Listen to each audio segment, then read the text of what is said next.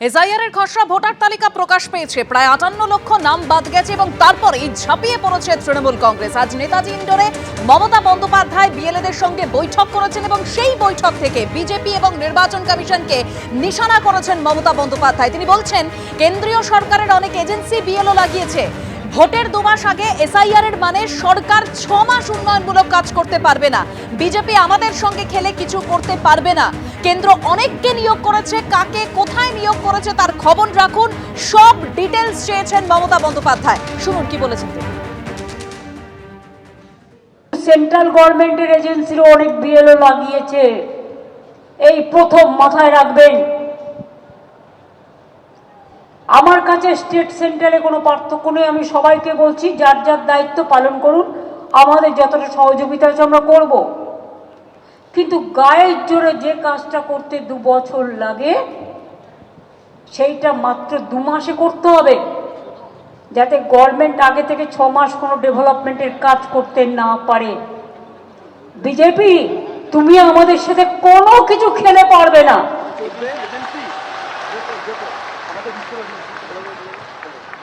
সব এজেন্সিকে তোমার দালাল বানিয়েছো। এই বিএলওদের বেশিরভাগ শিক্ষক, কিছুদিন বাদে আবার মাধ্যমিক পরীক্ষা আছে, তাছাড়া ছেড়ে দিন। আমি শুনেছি সেন্ট্রাল গভর্নমেন্টের অনেককে অ্যাপয়েন্টমেন্ট করা হয়েছে। প্রত্যেকের আগে খবর রাখুন তো, সেন্ট্রাল গভর্নমেন্টের কাকে কাকে অ্যাপয়েন্টমেন্ট করা হয়েছে, তারা কোন ডিপার্টমেন্টে কাজ করে, কোথায় থাকে, আমার ডিটেলসটা চাই। আমি তাদের সহযোগিতা করবো, কিন্তু আমার ডিটেলস চাই। এটা স্টেটকে জিজ্ঞেস করে করেনি, ইলেকশন কমিশন ইচ্ছে মতো করছে। স্টেটের অফিসারদের অবজারভার করছে স্টেটকে না জানিয়ে। আবার মাইক্রো অবজারভার কারা? না তো বিজেপির দলাল দিল্লির লোকেরা। সেগুলো না বোঝে বাংলা, না বোঝে মথুয়া, না বোঝে রাজবংশী, না বোঝে কামতাপুরি, না বোঝে লেপচা, না বোঝে নেপালি। সেগুলো কি করবে? খাবে না খই চড়াবে?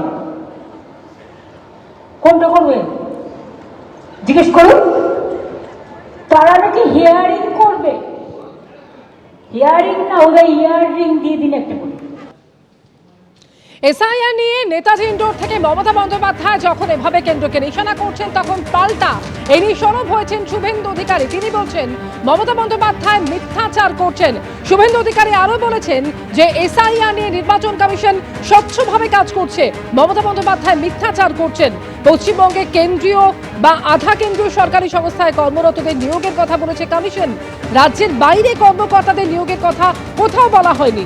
মমতা বন্দ্যোপাধ্যায় আর্তনাদ করছেন, মুখ্যমন্ত্রীকে এভাবেই আক্রমণ চালিয়েছেন শুভেন্দু অধিকারী। মাইক্রো অবজারভারের তালিকা আমি জানি না, আমি শুনেছি 24 তারিখে তাদের ট্রেনিং হবে।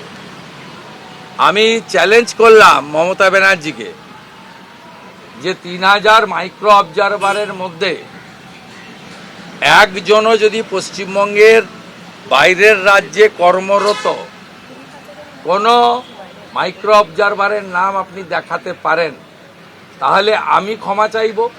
আর আপনি যদি দেখাতে না পারেন, আপনাকে ক্ষমা চাইতে হবে।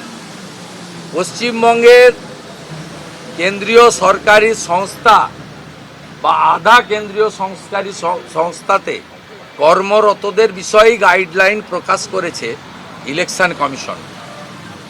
এক্ষেত্রে তারা বাইরের রাজ্যে কর্মরত এই রকম বিষয় মমতা ব্যানার্জিকে কে বলেছে, কোন পুলিশ তাকে বলেছে আমার জানা নেই। আজকে তিনি বিএলএ 2 যারা তৃণমূলের কলকাতা বা গ্রেটার ক্যালকাটা, তাদেরকে ডেকে যে মিটিং করেছেন, এতেই বোঝা যাচ্ছে মমতা ব্যানার্জি এসআইআর এর ধাক্কায় বেসামাল।